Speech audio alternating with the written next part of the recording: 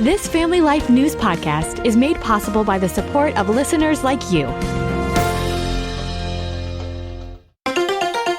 Next on the 5 o'clock report. We'll be giving you really the right side of history. We are not asking for a ceasefire. You hear alerts going off, you hear explosions in the sky, and it's really unsettling. Here I am, Lord.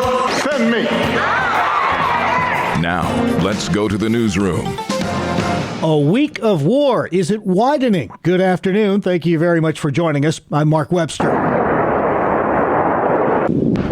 An Iranian missile detonating after being intercepted over Tel Aviv. Israel being just one of several countries targeted by the Iranian regime over the past several days, though U.S. and Israeli pounding has slowed the rate of those attacks considerably. President Trump says the conflict can only end with Iran's unconditional surrender, offering a way out for its remaining military. Have a chance after all these years to take back your country. Accept immunity. We'll give you immunity, and we'll be giving you really the right side of history, because that's what it is. Iran's foreign minister remains defiant. We are not asking for a ceasefire. This IDF spokesman, through a translator, said last night they're striking at the heart of the Iranian leadership. In Iran, we continue to strike the regime's core arrays and destroy its capabilities.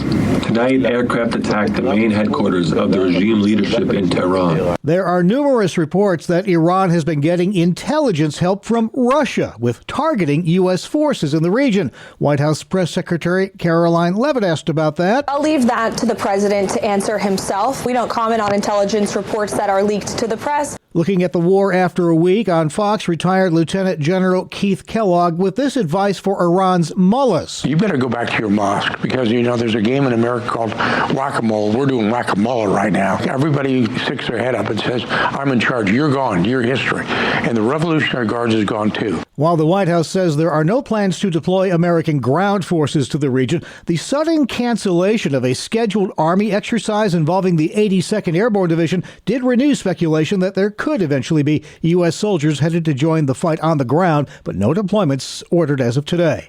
Thousands of Americans stranded for almost a week when the war broke out in the region, now getting some charter flights back home, including this woman. She tells CBS. You hear alerts going off, you hear explosions in the sky, and it's hard to know what's going on, but it's really unsettling. Others, though, say they're still having trouble getting a seat on those flights out. The U.S. economy lost more jobs than expected in February. Stocks falling today again as a result. Labor Department says non-farm payrolls fell by 92,000 for the month as the unemployment rate edged higher to 4.4%. Inside this report, the government said that healthcare lost 28,000 jobs. That's a big turnaround from a sector that had been creating jobs. But the Labor Department said this is mostly due to strike activity. Once strikes are settled, those numbers usually come back in the subsequent month. CBS business analyst Jill Schlesinger, those numbers triggered another sell-off on Wall Street. 3 ex-presidents, former Presidents Obama, Clinton, and Biden among those attending a memorial service today for the late Reverend Jesse Jackson in Chicago. In paying tribute to Jackson, Obama got biblical. The book of Isaiah, God is looking for a messenger to guide a hardened and resistant people. And the Lord asks, whom shall I send, and who will go with us? To which Isaiah replies, here I am, Lord. Send me. Additional Jackson memorials are planned, including one in Washington, D.C. In health news now, new interest in an old drug. The medical journal The Lancet says prescriptions have soared for leucovorin after it was mentioned in a White House event concerning autism. It's an old drug that we've been using for years to help reduce side effects from certain kinds of chemotherapy. But scientists are now studying it for something else. Some children with autism appear to have trouble getting enough folate, a kind of vitamin B, into the brain, and leucovorin may help bypass that problem and restore those levels. That's CBS medical contributor Dr. Celine Gounder. Still to come here on the 5 o'clock report, we'll have a recap of our top regional stories and highlights from today's Capital Connection. I'm Kevin Williams, and here is your Family Life regional weather forecast. Mostly cloudy. There will be a shower in spots. A mild night with temperatures rising through the 40s into the 50s overnight. Warm tomorrow, breezy too. Clouds, some sun, couple showers. Risk of a late day or evening thunderstorm. High temperatures tomorrow, mid-50s to the mid-60s. A few spots, though, in western New York and northwest Pennsylvania will tickle 70. Showers and a thunderstorm tomorrow night. Then somewhat cooler Sunday. A cloudy start, a sunnier finish, and a high in the upper 40s to the upper 50s. All right, thank you, Kevin. Now checking the stories making news where you live across New York and Pennsylvania. New York Governor Kathy Hochul says she met with White House Border Czar Tom Homan in Albany. This after she initiated a conversation about her deep concerns over immigration enforcement in the state. The Democrat says she made a straightforward appeal to end what she calls aggressive and unlawful ICE operations in New York. We do not want to see any large-scale detention centers or expansions of detention centers here in the state of New York. That has created anxiety all the way from Orange County to Suffolk County to the North Country and Rochester. She says New York will work with federal immigration enforcement to take dangerous criminals off of the streets, but is proposing legislation to keep ICE out of sensitive locations, including schools, healthcare facilities, and houses of worship. Holman's side of that conversation not disclosed, though he has been a vocal advocate of intensifying enforcement efforts in New York City. An illegal immigrant living in Pennsylvania charged with voting in the 2024 federal election. Here's Family Life Sarah Harnish. The Department of Justice says 50-year-old Mahadi Sacco was arrested and charged after allegedly falsely representing that he was a U.S. citizen. Sack is an illegal immigrant who was ordered to be deported in 2000, says the DOJ. He'll be sentenced to a maximum of 5 years in prison if he's convicted. Sarah Harnish, Family Life News. Thank you, Sarah. Authorities continue to investigate a disturbing mystery in Pittsburgh. They say someone's been using an unauthorized transmitter to broadcast racist and anti-Semitic statements over the city's EMS radio system this week. The messages included a death threat directed toward Pittsburgh's mayor, Corey O'Connor, who tells WTAE it's concerning. The biggest concern when I heard was obviously my family with 2 little kids and my wife. But yeah, I mean, we're going to go on our daily operations. We're not going to run and hide. The disturbing messages were broadcast over 3 straight days. O'Connor says the issue needs to be resolved before major events happen in the city, including the NFL draft next month. Now, back to the Middle East. As we mentioned, tens of thousands of Americans trying to get out, but one Rochester man is among those choosing to stay. Saturday morning at 8:30, every single phone went off going like beep, beep, beep, and like we get the alert that we have attacked Iran. That's 24-year-old Nathan Schaff of Rochester, who's spending a year in Jerusalem studying between college and grad school. He tells Spectrum News life there is surreal compared to hanging out in Pittsford, New York. We have an app called Homefront Command that we use, and it alerts you when to go down to the bomb shelter.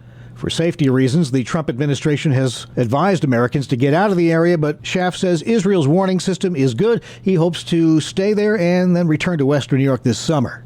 And to central New York, crews have completed tree removal at the Micron site in Clay, New York. The next step is grubbing, leveling, and mass excavation. The site will be used to build a groundbreaking $100 billion semiconductor plant. It's expected to create tens of thousands of jobs there, as well as spin-off jobs over the next 20 years in upstate New York. Up next for you, highlights from today's Capital Connection as our Bob Price teams up with Stephen Hayford from New York Families and Michael Gear with the Pennsylvania Family Institute to discuss the big topics du jour in Albany and Harrisburg, starting with the governor's races in both states, each with an underdog Republican challenger. Steve, I want to begin with you and this guy, Bruce Blakeman, largely an unknown in New York. He's the county executive from Nassau County, made a name for himself by standing up for women's sports, but he's also pro-choice, and some are wondering if that's going to hurt him. But other than that, a lot of New Yorkers are asking the question, who is Bruce Blakeman? What does he have to do to make this race competitive with Governor Hochul? Well, Bob, one thing that he's got to do is he's got to find a way to connect with pro-life voters. And one thing that could hurt him is a lack of enthusiasm from Republican voters, conservative voters, many of whom are pro-life. Like any other voters, pro-life voters need to be motivated and given a reason to vote for somebody. Despite his pro-choice position, there are life-affirming policies he could support, like allowing choose life license plates or barring non-physicians from performing abortions in New York. So far, he hasn't expressed support for anything like that. He's made no effort to reach out to pro-life voters or to distinguish his positions on human life from Governor Kathy Hochul's, and that's a strategic error. Yeah. I wanted a quick follow-up. Where's he stand on the assisted suicide law? Your guess is as good as mine. Interesting. All right, let's move on to Pennsylvania. State Treasurer Stacey Garrity wanting to make history, becoming the first female governor of the Commonwealth. It's going to be an uphill climb for her to do that. Just the money advantage that the governor has, as well as the name recognition. Do you see this race tightening at all, Michael? Are there any vulnerabilities in Governor Shapiro that Garrity could expose? I think the race will tighten right now. The polls have Shapiro with a pretty comfortable lead. But these races do historically always tighten. Shapiro does have a money and a name recognition advantage over Garrity, but Garrity has won statewide office, was the top vote getter in this last election cycle. So she has some positives there. I think the vulnerability for Governor Shapiro is, number one, is continual budget delays and spending habits. I think she can make hay out of that as the state treasurer. He's got some sex abuse scandals in his administration that she can point to as well. And then I think a third part of that, in terms of just pointing out, is that he's distracted with his desire to be the president. And will that change voters' minds related to him if they see his ambitions more for America than for Pennsylvania? Yeah, we'll see. Interesting. I would be remiss not to bring up the war in Iran, guys. Operation Epic Fury. Just the historicity of this moment that we're all living in cannot be overstated. Stephen, how consequential is this for the broader Middle East? A lot of folks are saying it's not World War III yet, but are you concerned at all that this might widen into a larger war than it already is? Well, Operation Epic Fury is highly consequential for the Middle East, and it could bring about major changes. The question is, what kind of changes will they be? Iran has been ruled over by jihad terrorists since 1979, and that regime has been a state sponsor of terrorism. It's brutally oppressed its own people and been dedicated to the destruction of Israel and of the United States. So Operation Epic Fury, it gives the Iranian people a chance at freedom. It could lead to greater peace in the Middle East, or it could lead to a wider war and to chaos inside and outside Iran. And so at this time, Christians should be in prayer for our president, for the Iranian people, for the underground church in Iran, and for our troops, and for peace and freedom throughout the Middle East. Yeah. I wonder, Michael, some are saying this is the most significant foreign policy event since the collapse of the Berlin Wall. Do you think that the Iranian people will seize this opportunity? Well, when you look at the American involvement in the Middle East over these last almost 50 years, because of the actions of Iran and its proxies, this death and what could be regime change in that country could signal a new and different reality in the Middle East, and that extends then to the impact on places like China and Russia and their reliance on Iranian oil. So it is a major game changer depending on how it plays out in the days and weeks and months to come. Thank you, gentlemen. Highlights from today's Capital Connection, but they covered a lot more than that. You can hear the entire feature and all of our Family Life original news features at Apple Podcast, YouTube, Spotify, and FamilyLife.org. This is the 5 o'clock report on Family Life. What happens when financial decisions are hidden from the people who trust us most? Hi, I'm Rob West with today's Faith and Finance Minute. In Joshua 7, Israel suffers an unexpected defeat. Not because of poor planning, but because of a hidden choice. Achan secretly keeps silver and gold that God had forbidden and buries it beneath his tent. No one else knows, at least not at first. But the consequences don't stay private. The hidden treasure disrupts the mission of an entire nation.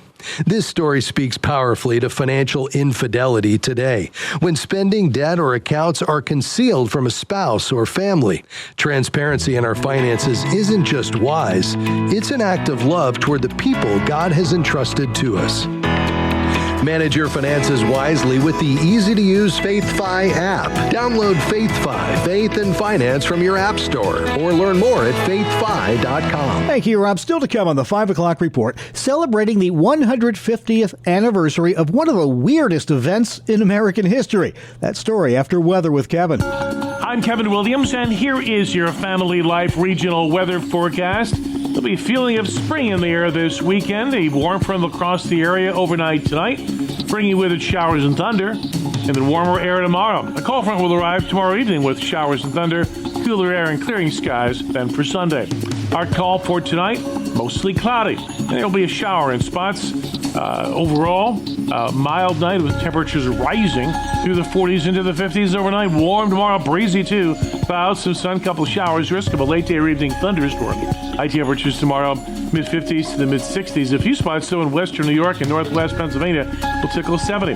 Showers and a thunderstorm tomorrow night, then somewhat cooler Sunday. A cloudy start, a sunnier finish, and a high in the upper 40s to the upper 50s. Thank you, Kevin. 70 tickles me just fine. Finally, at 5, we take you back in time to a farm, Bath County, Kentucky. It's a sunny, cloudless day, early March 1876, when suddenly, for 2 minutes, things started falling out of that clear sky onto an old couple's farm. She asked her grandson who was with her, what was that, when she heard something hit the ground. He looked up and said, it's snowing. And then she looked up and saw that it wasn't snow at all, but meat. Yes, cover your ears, vegans. It was meat that fell out of that clear blue sky. Horse, bear, goat venison. To this day, no one knows what or why, though there is an icky theory. All of those could be true, because probably what it resulted from is a flock of vultures flying overhead, vomiting. I said it was icky, but for locals, it's also reason enough to commemorate the bizarre event every March with the annual Kentucky Meat Shower Festival. Yes, nearby Transylvania University, I kid you not, actually has a preserved sample of the original meat shower in formaldehyde. They cart it out every year for all to see. It is very strange, but kind of cool. I think it's pretty ludicrous. As you might expect, festival events are meat-centric, from a hot dog eating contest to a bologna rolling race to a mystery meat chili cook-off. Oh, and of course, they also drop meat out of the sky. The small plane dropping 1,800 pieces of individually wrapped beef on the carnivorous crowd, organizers determined to meet expectations. And that's the world we live in for Friday, March 6th, 2026. Thanks again for joining us. Have a blessed weekend. I'm Mark Webster, Family Life News. Thank you for listening to this Family Life News podcast. If you've been encouraged by what you've heard, please share it with others and click the subscribe button to automatically receive future episodes. Family Life is a listener-supported ministry. Podcasts like this are made possible by your financial partnership. Find out more at familylife.org.